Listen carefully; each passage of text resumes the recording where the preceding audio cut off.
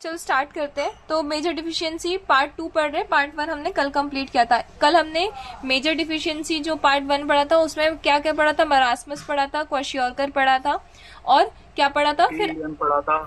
हाँ, और आई से और रिलेटेड मैम प्रॉब्लम पढ़ी थी। ऑर्गेनाइजेशन पढ़ा था मेनली, जो जो करती हैं। ठीक है। और उसमें फिर हमने विटामिन ए की डिफिशियंसी की वजह से जो जो आईज में प्रॉब्लम आ रही है, हाँ जी। ये सारी चीजें कवर अप की थी। आंखों के लिए, हाँ हाँ वो पढ़ा। उसके बाद आज हम मेजर डिफिशियंसी पार्ट 2 स्टार्ट कर रहे हैं, जिसमें हम अनीमिया और आयोडीन डिफिशियंसी डिसऑर्डर्स के बारे में पढ़ेंगे। क्या होता है अनीमिया? मतलब एनीमिया मतलब ब्लड की कमी होती है उसमें शरीर में मैम। हीमोग्लोबिन की कमी हो जाती है, इसको अनीमिया बोलते हैं। एफ की कमी होती है, एफ की, आयरन की बेसिकली, और एच की कमी होती है, हीमोग्लोबिन। आयरन की कमी होती है, और आयरन की, और अनीमिया में मेनली आयरन, हीमोग्लोबिन की डिफिशियंसी, जो कि आयरन की वजह से होता है। क्योंकि मैंने बताया था हीमोग्लोबिन किससे बनता है? 2 पार्ट से, एक आयरन से और एक प्रोटीन जिसको बोलते हैं ग्लोबिन। ठीक है। तो आयरन की कमी से हीमोग्लोबिन की कमी, हीमोग्लोबिन की कमी से आरबीसी में प्रॉब्लम जाएगी, क्योंकि आरबीसी हीमोग्लोबिन होता है आरबीसी में, यहाँ से अनीमिया कॉज होता है। और आयोडीन डिफिशियंसी डिसऑर्डर मतलब थायराइड हो जाना। क्यों? क्योंकि थायरॉक्सिन जो है वो इसी से बनता है। आगे बात करेंगे हम। ठीक है। आगे किसकी बात करेंगे? आगे बात करते हैं इंट्रोडक्शन की। तो मेजर न्यूट्रिएंट डिफिशियंसी डिसीज जो है कॉमनली कहाँ कहाँ मिलती है इंडिया में देखने के लिए? बेसिकली कॉमनली इंडिया में देखने मिलती है। सबसे एक देखो, एक नॉर्मल अनीमिया, नॉर्मल बोल रही हूँ मैं, एक अनीमिया होता है जिसको बोलते हैं सिकल सेल अनीमिया। सुना है ये? जो सिकिल मतलब होता है हंसिया, देखा होगा। ये पहले के टाइम पे फार्मर्स यूज करते थे अपनी फसल को काटने के लिए, और आज भी गांव में यूज होता है ना। तो सिकल सेल अनीमिया इसको इसलिए बोला जाता है, इसमें जो आरबीसी होती है वो सिकल शेप की हो जाती है, तो इसको सिकल शेप अनीमिया बोलते हैं। ये एमपी में एक रीजन है जिसका नाम है शेडोल, वहां पे बहुत कॉमन है सिकल सेल अनीमिया। ये खैर जेनेटिक डिसऑर्डर की वजह से होता है। ठीक है। जेनेटिकली मतलब वो पास होता है जनरेशन में, आपके जीन्स में डिफेक्ट होता है तब आपको सिकल सेल अनीमिया होगा। तो वहां पे मेजर रीजन था कि वहां पे बहुत, देखो अपन को पता है अपने इंडिया में होती है कास्ट मैरिज, कास्ट के अंदर होती है, इंटरकास्ट मैरिज नहीं होती, बर्बाद हो जाते हैं इंटरकास्ट मैरिज में, है ना। तो शेड्यूल में घर घर जा जाके लोगों को प्रमोट किया जाता है कि आप इंटरकास्ट मैरिज करो, क्योंकि हम अगर कास्ट में मैरिज कर रहे हैं तो कहीं ना कहीं उनसे हमारा एंसेस्टर रिलेशन है, मतलब जीन्स कहीं ना कहीं उनसे कुछ % तो हमारे मिलते होंगे। ठीक है। इसीलिए वहाँ पे चीजें हो रही हैं। तो कॉमनली हमारे इंडिया में देखा जाता है। एक सेकेंड रुकना, आगे बढ़ते हैं, अनीमिया के बारे में पढ़ेंगे। जो अनीमिया जो होता है, अनीमिया और आयोडीन डिसऑर्डर्स के बारे में हम पढ़ेंगे। तो ये मेनली किसको अफेक्ट करते हैं पहले ये देखेंगे। ये मेनली अफेक्ट करते हैं वुमेन्स को और चिल्ड्रंस को, फीमेल्स को और बच्चे को। ठीक है। प्रेग्नेंट एंड लैक्टेटिंग वुमेन्स के बारे में हम सबसे पहले देखते हैं, मदर्स के बारे में। ठीक है। तो जो न्यूट्रिशनल अनीमिया होते हैं, न्यूट्रिशनल अनीमिया जो कि न्यूट्रिशन डिफिशियंसी की वजह से हो रहे हैं। तो डेफिनेशन देखें तो अनीमिया एक ऐसी कंडीशन है जहाँ पे हीमोग्लोबिन का लेवल जो है ब्लड में नॉर्मल से कम हो जाता है। हीमोग्लोबिन जो है वो एक रेड कलर का पिगमेंट होता है हमारे ब्लड में, जो कि आयरन और प्रोटीन से बना हुआ होता है, जो कि रिस्पॉन्सिबल होता है ऑक्सीजन को हर जगह पहुंचाने के लिए। जैसे अभी पेट्रोल की सुना होगा, पेट्रोल जो है वो महंगा होने वाला है, या पेट्रोल का कुछ प्रॉब्लम होने वाला है इंडिया में, अभी पीएम ने भी आके स्पीच दी थी, है ना। तो अब उसकी वजह से हर चीज महंगी होगी। क्यों? क्योंकि ट्रांसपोर्टेशन उसी पे डिपेंडेंट है। सेम चीज हमारी बॉडी में ऑक्सीजन जो है वो टोटली हीमोग्लोबिन पे डिपेंडेंट है, क्योंकि ऐसे समझो हीमोग्लोबिन जो है वो एक व्हीकल है जिसमें ऑक्सीजन बैठ के जाता है। ऑक्सीजन और भी चीजों से ट्रांसपोर्ट होता है, पर जो मेजोरिटी 75% होता है वो किससे ट्रांसफर होता है? हीमोग्लोबिन से। नॉर्मल हीमोग्लोबिन का लेवल देखें तो एज ग्रुप पे डिपेंड करता है, और हीमोग्लोबिन को हम किससे मेजर करते हैं? ग्राम पर 100 ml। मतलब एक 100 ml में, 100 ml पता है ना, ml एक लिक्विड को मेजर करने की यूनिट है। तो 100 ml में कितना ग्राम हीमोग्लोबिन है, ऐसे हम मेजर करते हैं। और दूसरा उसके एज ग्रुप से। तो पहला एज ग्रुप देख रहे हैं 6 मंथ टू 6 ईयर, 6 महीने से लेकर 6 साल के बच्चे में हीमोग्लोबिन जो है वो 10 ग्राम पर 100 ml होता है, 10 माइक्रोग्राम। ठीक है। 10 mg पर 100 ml होता है। वहीं पे 6 to 12 देखें तो ये 12 पहुंचता है। एडल्ट मेल्स में 13, एडल्ट फीमेल्स में 12, प्रेग्नेंट वुमेन में 11। ठीक है। आगे देखें तो टाइप्स ऑफ न्यूट्रिशनल अनीमिया देखें तो अनीमिया में occur due to deficiency of iron, folic acid, vitamin B12।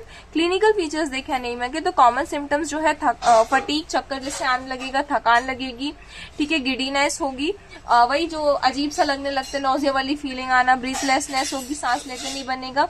Exertion के टाइम पे ये मेनली होगा, एक्सर्शन मतलब सांस छोड़ना, स्लीपलेसनेस देखने मिलेगी, नींद नहीं आएगी, ठीक है।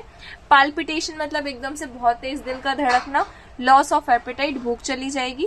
फिजिकल साइन देखें तो बॉडी पेल होने लगेगी, मतलब पीली पड़ने लग जाएगी, टंग में भी पेलनेस आएगी, जो कंजक्टिवाइटा है जो मैंने कल बताया था आपको आंखों के बारे में, वो कैसे होने लगेंगे, वो अब व्हाइटिश या येलोइश कलर के देखने लगेंगे।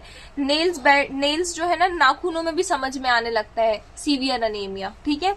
Pins and needle sensation in finger and toes, कैसी सेंसेशन आएगी पैरों में और उंगलियों में, पैरों की जो उंगलियां होती है उसमें और हाथों की उंगलियों में, कि जैसे वहां पर नीडल्स को पिक किया जा रहा है। चेस्ट पेन होगा, स्मूथ ग्लेज्ड टंग हो जाएगी, ठीक है।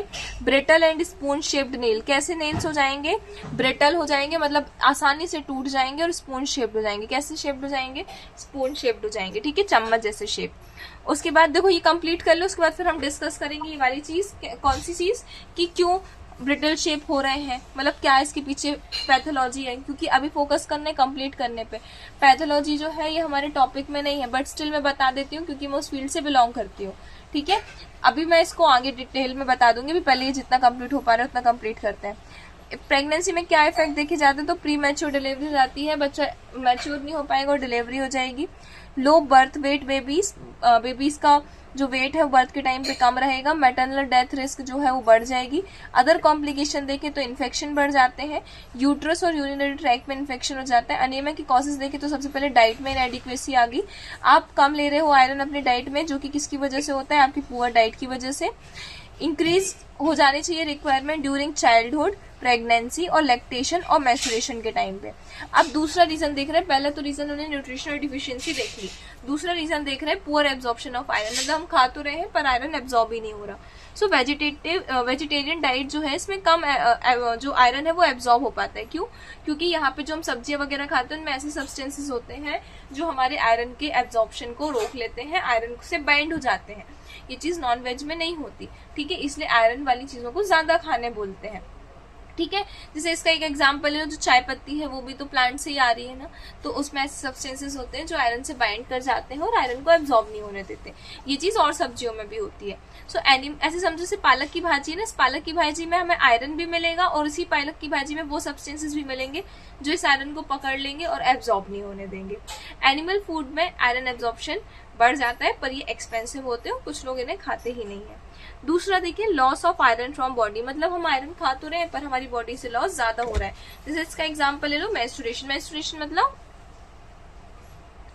पीरियड्स, ठीक है। फिर प्रेगनेंसी, डिलीवरी, लैक्टेशन। अब हुकवॉर्म इन्फेस्टेशन, हुकवॉर्म इन्फेस्टेशन मतलब क्या होता है, हमारी जो इंटेस्टाइन होती है ना इनमें वॉर्म्स होते हैं। मैंने इंटेस्टाइन बनाई, ठीक है, इस इंटेस्टाइन में क्या हो जाते हैं, इंटेस्टाइन में ना वॉर्म्स हो जाते हैं। क्या हो जाते हैं? वॉर्म्स हो जाते हैं, ठीक है। एक सेकेंड, हाँ, इस इंटेस्टाइन में क्या हो जाएंगे, वॉर्म्स हो जाएंगे। ये जो वॉर्म्स होते हैं इनमें होते हैं हुक्स, तो ये हुक्स से इंटेस्टाइन को पकड़ लेते हैं और इन्हीं हुक्स से जो भी हमारे इंटेस्टाइन में बहुत अच्छा ब्लड सप्लाई होगा ना, क्योंकि यहीं से एब्जॉर्प्शन होना है तो बहुत प्यारा ब्लड सप्लाई होता है इंटेस्टाइन में। तो यहाँ पे क्या होगा, यहाँ पे जो भी ब्लड आएगा उसमें जो भी न्यूट्रिएंट्स रहेंगे उसको सबको एब्जॉर्ब कर लेता है। और हमारी स्मॉल इंटेस्टाइन वो वाला पार्ट है जहाँ मैक्सिमम एब्जॉर्प्शन होता है, तो यहाँ पे वो जो भी एब्जॉर्प्शन हो रहा होगा हुकवॉर्म उसको ले लेंगे, ठीक है। हुकवॉर्म एक टाइप के वॉर्म्स हैं जो हमारी बॉडी में रहते हैं ड्यूरिंग द टाइम ऑफ हमने कुछ कंटेमिनेटेड फूड खा लिया हो उस टाइम पे, ठीक है। तो वो पूरा न्यूट्रिएंट ले रहे हैं तो हमें हमारा आयरन नहीं मिल रहा है। ब्लड लॉस किसी सर्जरी या एक्सीडेंट की वजह से हो जाना। फॉलिक एसिड और विटामिन 12 की डिफिशियंसी हो जाना। फॉलिक एसिड डिफिशियंसी देखें तो कॉमन होता है प्रेग्नेंट वुमेन में, और जो पीपल्स हैं जो क्या खाना नहीं खा रहे, green leafy vegetables, fruits, milk, ये नहीं ले रहे हैं, ठीक है, इसलिए प्रेग्नेंट वुमेन को सप्लीमेंट्स भी दिए जाते हैं। विटामिन B12 की डिफिशियंसी देखें तो ये होती है क्योंकि यहाँ पे एब्जॉर्प्शन का फेलियर हो जाता है, वेजिटेरियन डाइट ही लोग ले रहे होते हैं। विटामिन B12 जो है वो ज्यादातर किसमें प्रेजेंट होता है, एनिमल ओरिजिनेटेड वाले फूड्स में, ठीक है। इसलिए जो वेजिटेरियन पीपल्स होते हैं उनमें नॉर्मली विटामिन B12 की डिफिशियंसी देखी जाती है। ट्रीटमेंट देखें अनीमिया का, तो आयरन थेरेपी मतलब हम आयरन प्रोवाइड करेंगे। फेरस सल्फेट मतलब FeSO4, फेरस सल्फेट जो है इसकी टैबलेट्स यूज की जाती है, जिसको 2 से 3 बार डेली दिया जाता है खाने के पहले। साइड इफेक्ट इसके देखें तो कॉन्स्टिपेशन हो सकता है, ठीक है, ब्लैक स्टूल आ सकता है क्योंकि सल्फर मिला हुआ है यहाँ पर, नोजिया फीलिंग आ सकती है अगेन क्योंकि यहाँ पर सल्फर है, गैस्ट्रिक अपसेट, पेट खराब हो सकता है। ट्रीटमेंट जो है वो कंटिन्यू होता है एटलीस्ट 3 मंथ के लिए, जैसे ही जब तक आपका हीमोग्लोबिन जो है वो नॉर्मल नहीं हो जाता। अदर ट्रीटमेंट्स की बात करें तो फॉलिक एसिड दी जाती है, विटामिन B12 के सप्लीमेंट्स दिए जाते हैं, एंटीबायोटिक्स दी जाती हैं अगर इन्फेक्शन हो जाता है, जैसे मैंने हुकवॉर्म का बताया, ठीक है। खैर वहां पे देखो एंटीबायोटिक्स हम हुकवॉर्म में नहीं देंगे क्योंकि एंटीबायोटिक्स मतलब जो बैक्टीरिया के अगेंस्ट काम कर रही है। मैं यहाँ से एक चीज बताती हूँ, बताएं तो मुझे ये बाद में चाहिए क्योंकि मैंने अभी बोला कि पहले कंप्लीट कर लेते, बट स्टिल देखो ऐसा होता है ना कि डॉक्टर कभी हमको दवाई दे रहे और हमें असर नहीं हो रही है, फीवर हमारा कंटिन्यू है, वो इसलिए होता है क्योंकि हो सकता है डॉक्टर हमें एंटीबायोटिक्स दे रहे हैं पर हमें एंटीवायरल हुआ है, वायरल इन्फेक्शन है, तो वायरल इन्फेक्शन में एंटीबायोटिक्स थोड़ी काम करेगी क्या, नहीं करेगी क्योंकि वो बैक्टीरिया के अगेंस्ट काम करती है, वायरस के अगेंस्ट काम नहीं करती। और एंटीबायोटिक का साइड इफेक्ट क्या निकलेगा कि वो क्या करेगी, एंटीबायोटिक्स, आवाज आ रही है ना मेरी? मैम आ रही है। हाँ, तो एंटीबायोटिक्स क्या करेगी, हमारे गुड बैक्टीरिया को भी मार देगी, अच्छे के साथ साथ हमारे गुड बैक्टीरिया को भी मार देती है क्योंकि बैक्टीरिया के अगेंस्ट काम कर रही है। तो इसकी वजह से इसलिए ज्यादातर जो एलोपैथिक मेडिसिन होती है ना उसमें आपकी गैस्ट्रिक प्रॉब्लम्स बहुत देखी जाती है साइड इफेक्ट, उसका रीजन एक मेन यही होता है, ठीक है। फिर डिवॉर्मिंग मेडिसिन दी जाती है। डिवॉर्मिंग मेडिसिन मतलब जो वॉर्म्स को खत्म कर दे। देखो चाइल्डहुड में सभी को हुए होंगे, वॉर्म्स हो जाते हैं इंटेस्टाइन में, जो छोटे बच्चों को कॉमनली होते हैं, सुना होगा। और इसमें जो मैम क्या उसमें ना क्या होता है, दांत किटकिटाने लगते हैं। हाँ, दांत किटकिट आते हैं, ठीक है। मुझे उस वॉर्म का नाम याद नहीं आ रहा, बहुत अच्छा सा नाम था उसका, मुझे याद नहीं आ रहा, उसका अच्छा सा नाम था, ऐसे कुछ है। नहीं कुछ अच्छा सा नाम है, रुको अब मुझे याद ही करना है। चाइल्डहुड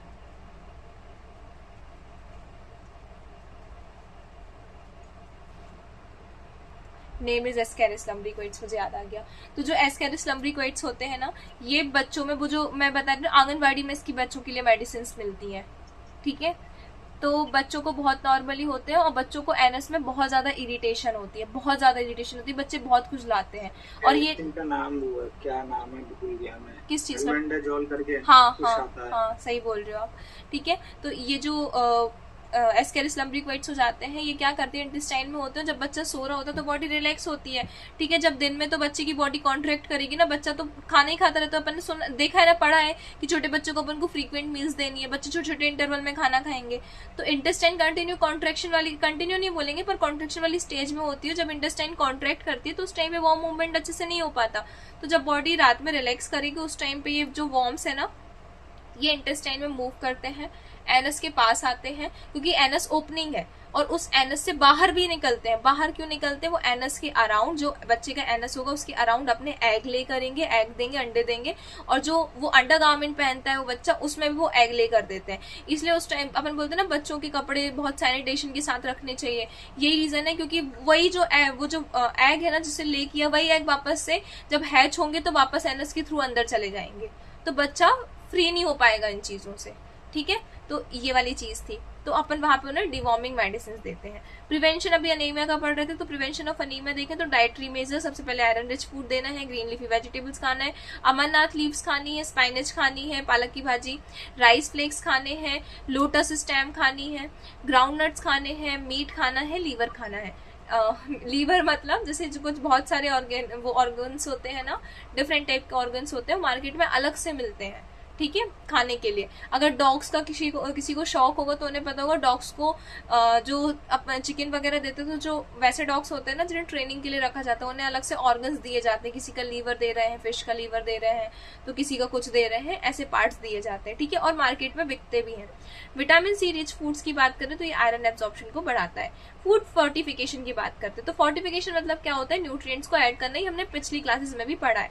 एग्जाम्पल देखें तो आयरन फोर्टिफाइड सॉल्ट, मतलब आयरन के साथ आप सॉल्ट मिला रहे हो। Iron fortified baby foods, iron जो है उसको क्या कर रहे हो आप बेबी फूड्स के साथ मिला रहे हो। Iron and folic acid supplement, अब सप्लीमेंट्स की बात करें तो गवर्नमेंट के कुछ प्रोग्राम्स चले थे, जिसका पहला नाम था national nutritional anaemia control programme. क्या? National nutritional anaemia control programme.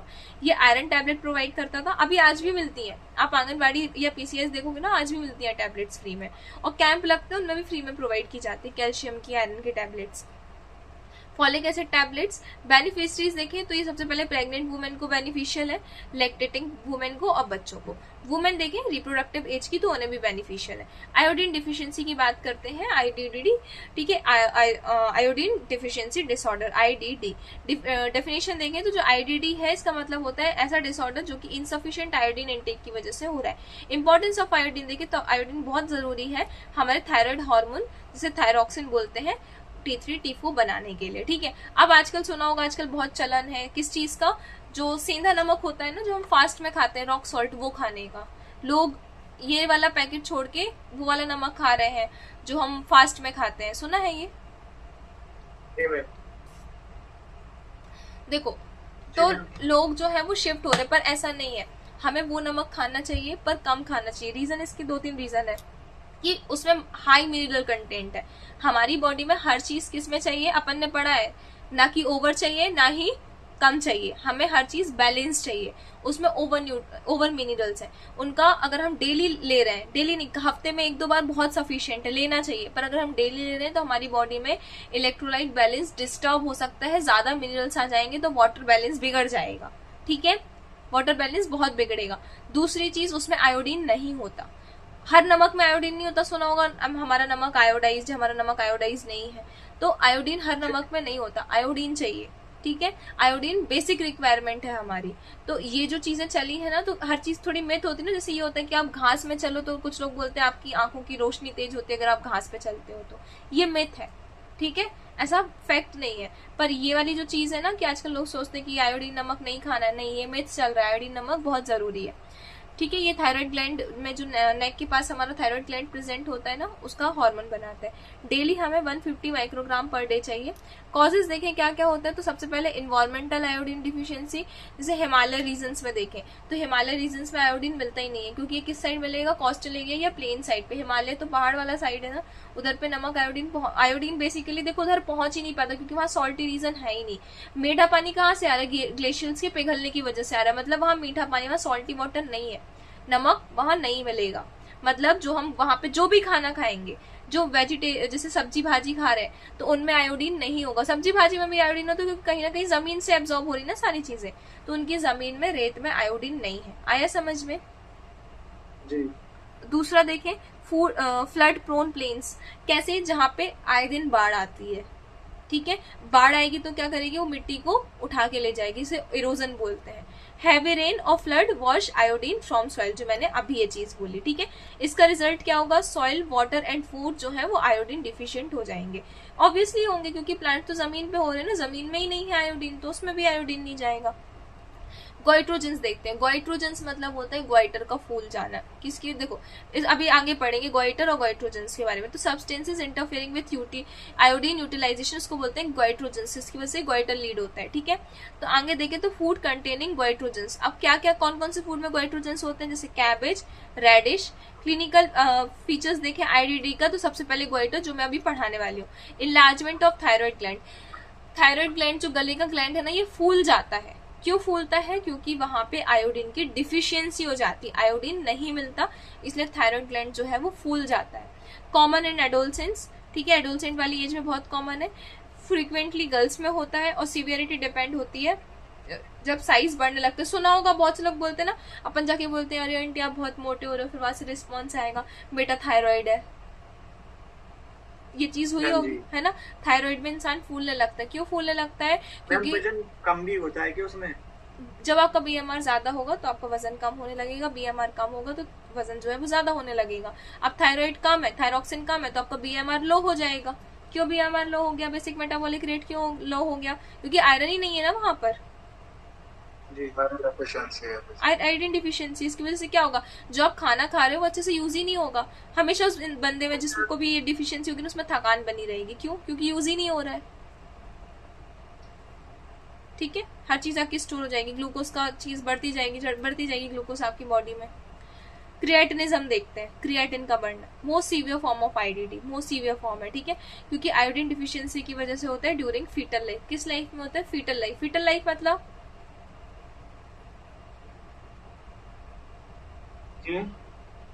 फर्टल life मतलब ये होमवर्क सर्च करके आओगे, ठीक है। पूछूंगी कल मैं। फीचर्स देखे, मेंटल रिटार्डेशन मतलब दिमाग जो है वो, एक होता है दिमाग बढ़ना, एक होता है दिमाग घटना, मेंटल रिटार्डेशन हो जाएगा। ग्रोथ नहीं होगी, डीफ म्यूटिज्म हो जाएगा, कानों में सुनने में प्रॉब्लम, स्पीच डिफेक्ट्स आएंगे, हियरिंग डिफेक्ट्स आएंगे, पैरालिसिस देखा जा सकता है। न्यूरोमस्कुलर डिसऑर्डर मतलब जो नर्व्स हैं जो कि सिग्नल लेकर जा रही हैं और आ रही हैं, और जो मसल्स हैं जो कि हमारी लोकोमोशन में, हमारे मूवमेंट में हेल्प कर रहे हैं, ये क्या होंगे? इनका डिसऑर्डर हो जाएगा, ठीक है।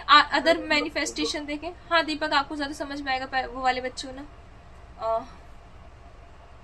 जी जी, भूल गई मैं, नहीं भूल गई। न्यूरोमस्कुलर डिसऑर्डर, हाँ न्यूरोमस्कुलर डिसऑर्डर हो जाएगा। अदर मैनिफेस्टेशन देखें आईडीडी के, तो हाइपोथायरॉयडिज्म। देखो एक चीज होती है हाइपो और एक चीज होती है हाइपर। हाइपो मतलब कम होना और हाइपर मतलब ज्यादा होना। हाइपर टेंशन मतलब क्या होता है? बीपी का बढ़ना, हाइपर टेंशन मतलब बढ़ गया, तो हाइपर मतलब ज्यादा और हाइपो मतलब कम, तो हाइपोथायरॉयडिज्म हो जाएगा। मतलब यहाँ पे आयोडीन की डिफिशियंसी ज्यादा है कि कम है? आयोडीन डिफिशियंसी ज्यादा है या कम है? कम है मैम। आयोडीन डिफिशियंसी ज्यादा है, आयोडीन कम है, इसलिए मैं जानबूझ के ऐसे वर्ड्स बोल रही हूँ। आयोडीन डिफिशियंसी ज्यादा है ना, क्योंकि आयोडीन कम है। आया समझ में? कंफ्यूज तो नहीं हुए थे? अभी तो नहीं हो ना? ठीक है। अब सब नॉर्मल इंटेलिजेंस हो, मतलब आप जो नॉर्मल इंटेलिजेंट होता ना कि हाँ बंदे में इतना तो पता होना चाहिए इसको, उससे कम हो जाएगा। स्क्विंट हो जाएगा। स्क्विंट मतलब, एक सेकेंड ना,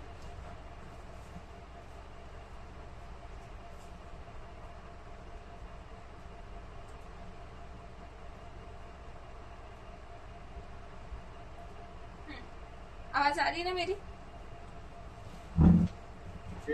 हाँ, क्या पूछ रही थी मैं? स्क्विंट मतलब स्क्विंट, देखो एक कंडीशन होती, देखो मैं बता रही, इसको कुछ अच्छा बोलते हैं, उसको क्या बोलते हैं? वो इंसान टेढ़ा देख, मतलब देखता सामने है, देखता कहीं और है, वो आइस की कंडीशन होती है बेसिकली। हाँ, तो उसको कुछ हिंदी में वर्ड बोलते हैं ना, हाँ भेंगा बोलते हैं, ठीक है, समझ गए पुष्पेंद्र? फिर मस्कुलर वीकनेस हो जाएगी, हेयरिंग डिफेक्ट्स आएंगे, मिसकैरेज देखने मिलेगा, ठीक है, इंट्रायूटेराइन डेथ मिलेगी। इंट्रायूटेराइन डेथ मतलब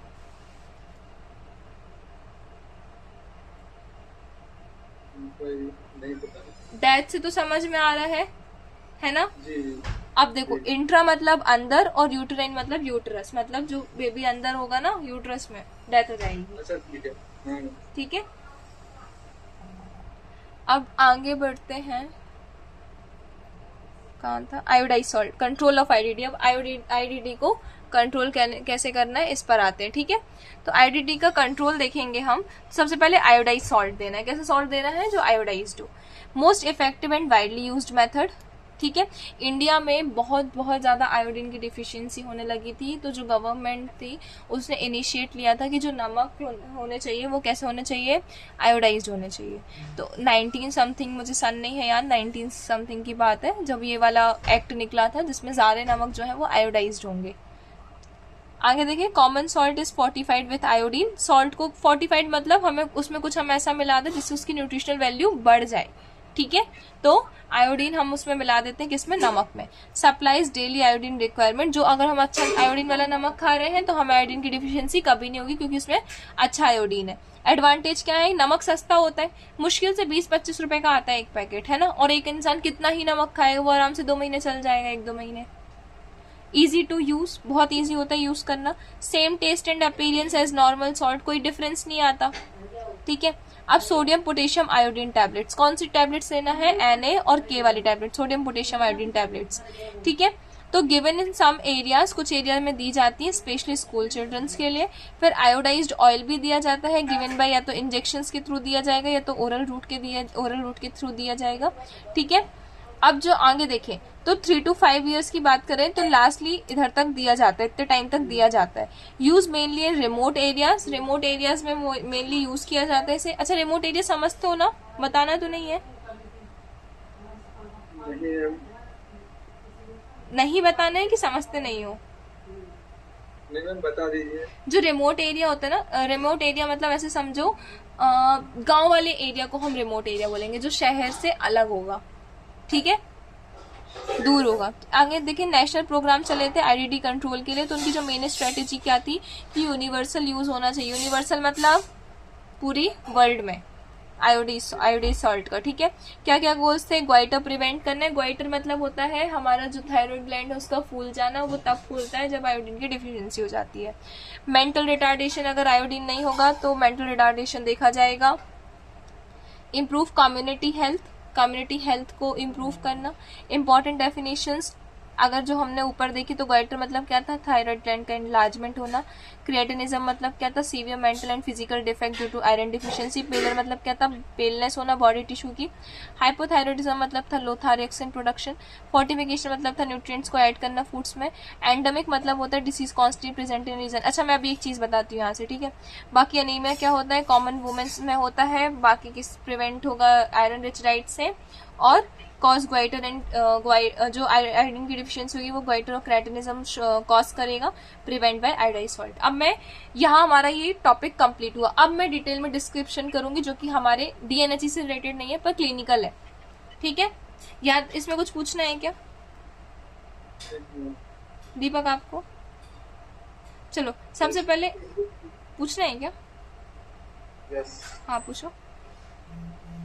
मैम ये IUD जो आपने बताया था, आयरन डिफिशियंसी शॉर्ट फॉर्म जो डिसऑर्डर, बताई थी आपने, आयरन डिफिशियंसी डिसऑर्डर है ये आईडीडी। हाँ ये IDD पूछ रहा था मैं। ये आयरन मतलब आयरन बोल रही हूँ, sorry iodine sorry, iodine deficiency disorder मतलब आयोडीन की वजह से डिसऑर्डर होना, उसको आईडीडी बोलते हैं। फिर दूसरा ग्वाइटर मतलब होता है हमारा थायराइड ग्लैंड फूल जाना, किसकी वजह से? आयोडीन की डिफिशियंसी की वजह से। फिर तीसरा क्रिएटिनिज्म क्या होता है? देखो क्रिएटिनिज्म जो है ना, क्रिएटिनिज्म एक बोला जाता है जैसे हाइपोथायराइडिज्म जो हुआ है ना, हाइपोथायराइडिज्म मतलब थायराइड हार्मोन की कमी मतलब आयोडीन की डिफिशियंसी। ये जब बहुत लंबे टाइम तक होता है, या नॉर्मली जो क्रिएटिनिज्म है ये कॉन्जेनाइटल होता है। कॉन्जेनाइटल मतलब होता है जो हमें पेरेंट से मिलता है, ठीक है। इसमें जो फिजिकल और मेंटल ग्रोथ होती है ना वो रुक जाती है, और ये फीटल डेवलपमेंट के टाइम पे होता है। जो फीटल मतलब होता है बेबी जो कहाँ रहता है, मदर के वॉर्म में, उसे फीटस बोला जाता है, ठीक है। जब तक वो बर्थ नहीं लेता तब तक उसे फीटस कहेंगे। तो उस टाइम पे क्या होता है, थायराइड की लंबी कमी की वजह से ग्रोथ जो है वो स्टंटेड हो जाती है, रुक जाती है, जिसकी वजह से क्रिएटिनिज्म होता है, ठीक है। आगे समझ आ गया? और कुछ पूछना है? मैं क्लिनिकल चीजों पर आऊं? पुष्पेंद्र आपको? अब देखो दो चीज, एंडेमिक तो सुना है ना, एंडेमिक आ गया, फिर एक सुना होगा पेंडेमिक आ गया। क्या मतलब होता है एंडेमिक और पेंडेमिक का? डिफरेंस पता है मैम? पेंडेमिक मतलब जो भी महामारी आती है, और एंडेमिक मतलब फिर, क्योंकि अभी हमने यहाँ एंडेमिक पढ़ा, देखो अपोजिट बोल रहा हूँ मैम, ऐसे अपोजिट बोल रहा हूँ। एंडेमिक तो मतलब अभी मैंने बताया डिसीज एक पर्टिकुलर रीजन में, उसे एंडेमिक बोलेंगे। एंडेमिक। और पेंडेमिक क्या होगा? मैम नेचुरल डिजास्टर जो होते हैं। तो फिर एपिडेमिक मतलब क्या होगा?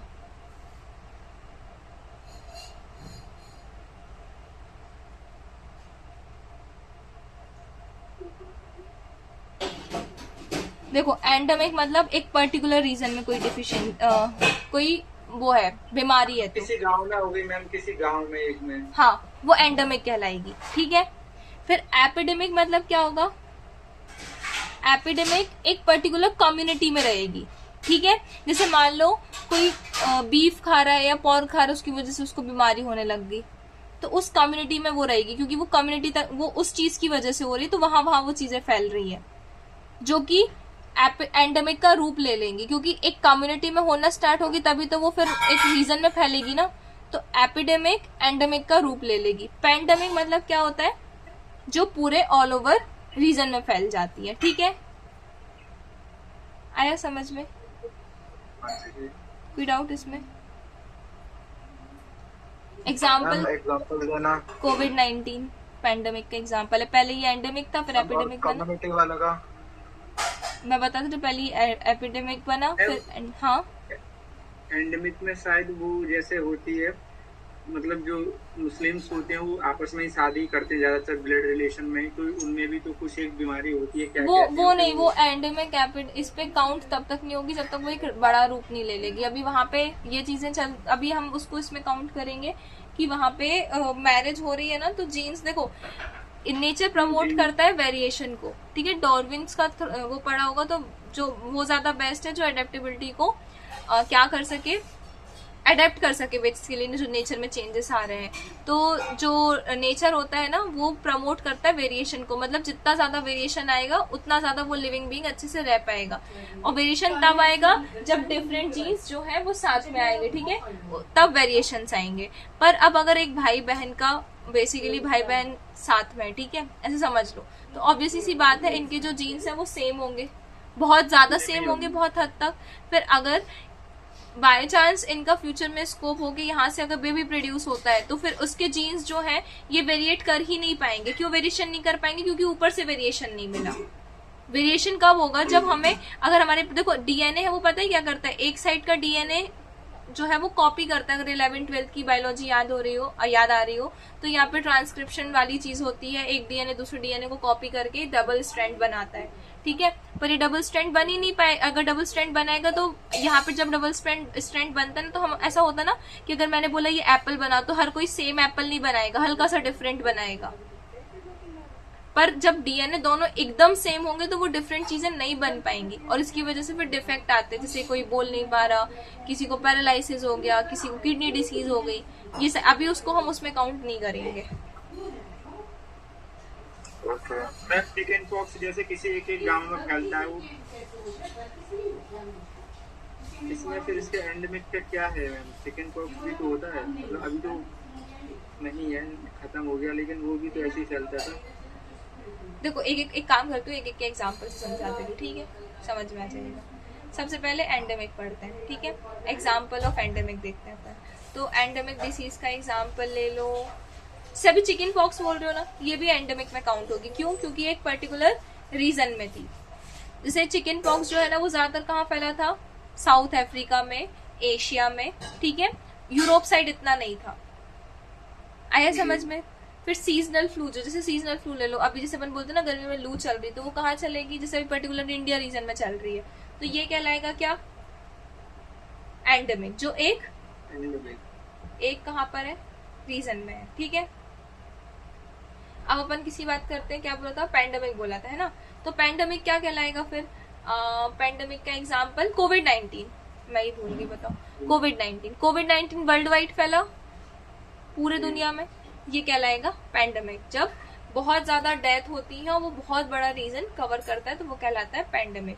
अब आता है क्या? पैंडेमिक का मतलब पर्टिकुलर रीजन, हंटा वायरस भी तो चल रहा है अभी। हाँ, हंटा वायरस, वो माइस की वजह से, रेट्स की वजह से जो फैल रहा है ना।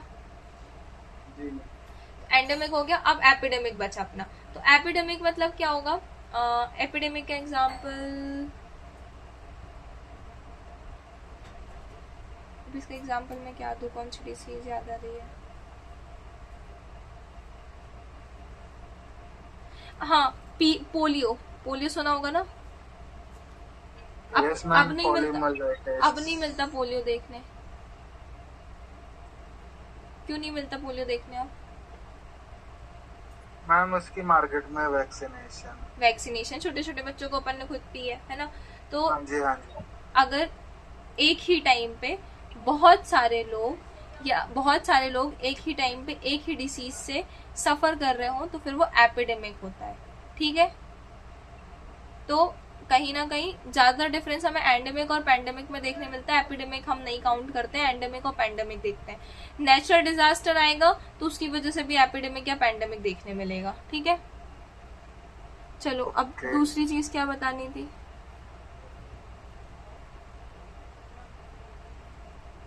हाँ, आयरन डिफिशियंसी में बताना था मुझे कुछ। गैस्ट्रिक अपसेट क्यों होता है ये तो मैंने बता दिया था। मैम ये चीज पूछनी थी। हेलो हम्म। मैम, जो ये वॉर्म्स वगैरह गैस्ट्रोइंटेस्टाइनल में होते हैं, स्टमक में होते हैं, सेम वॉर्म्स क्या ब्रेन के अंदर भी हो जाते हैं क्या? वो डिपेंड करता है वॉर्म किस टाइप का है। जो वो वाला वॉर्म होता है ना, देखो वॉर्म जो है ना, एक होता है पिग में वॉर्म, पिग के मीट में, ठीक है, उसको सोलेनियम, रुको मैं उसका नाम पूरा बता रही हूँ, सोलेनियम। मैम ऐसे तो से मैं आपको वही बता रहा तो लेनी। हाँ, वो जो दूसरा वॉर्म था ना, वो था, मैंने जो भी एस्केरिस लम्बिकोइड्स बताया था, इसको सोलेनियम बोलते हैं, और जो बीफ में होता है उसको भी सोलेनियम बोला जाता है। ठीक है, वही पर दोनों के नेम अलग है। जो पिग वाला है उसको सोलेनियम, टेनिया सोलेनियम बोला जाता है। ठीक है, टेनियम। और जो एक और होता है बीफ में, उसको सेजिनेटा बोलते हैं शायद, टेनिया सोलेनियम सेजिनेटा बोलते हैं शायद। हाँ, तो ये जो टेनिया सोलेनियम होता है ना, तो और जो मैम वो जो आपके क्या बोलते हैं, वो कैबेज वगैरह में, उसमें जो ग्रीन वेजिटेबल्स में होते हैं, वो जो वॉर्म्स होते हैं ना, वो बेसिकली वॉर्म्स वहाँ पे जो कैबेज वगैरह में होते हैं ना, वो हमें बेसिकली जीआईडी डिस्टर्बेंस करेंगे। वो ऐसा नहीं होता कि वहाँ पे स्टे करके पैरासाइट वाली चीज है, ये सारी पैरासाइट है, वो कैबेज में पैरासाइट वाले वॉर्म्स नहीं होते। एक्चुअली न्यूज़पेपर में और टीवी में सुनने को आया था ना कि वो वॉर्म्स क्या है, वो ब्रेन में चले जाते हैं। तो फिर वो वॉर्म्स के टाइप्स पे डिपेंड करता है, क्योंकि अभी तो फिर मैंने ये वाली न्यूज अभी देखी नहीं है। ठीक है, तो फिर तो अनीमिया का भी आया था। जो अनीमिया होता है ना, अनीमिया बोल रही हूँ यार, क्या बोलते हैं उसको, अमीबा, है ना, ये जो अमीबा है ना, अमीबा जो है, अमीबा की जीनस पे डिपेंड करता है। एक जीनस अमीबा का है जो कि पॉन्ड्स में पाया जाता है, गंदे पानी में। बाई चांस अगर हमने वहां पे नहा लिया तो ये हमारे नोज के थ्रू ट्रेवल करके ब्रेन में चला जाता है, और 110% डेथ हो जाती है सही टाइम पे ट्रीट नहीं किया तो। ठीक है, तो जो पिग वाला वॉर्म है ना, जो बीफ वाला वॉर्म है, वो ब्रेन में नहीं जाता, पर पिग वाला वॉर्म जो है वो मूवमेंट करके ब्रेन में भी जाता है। ठीक है।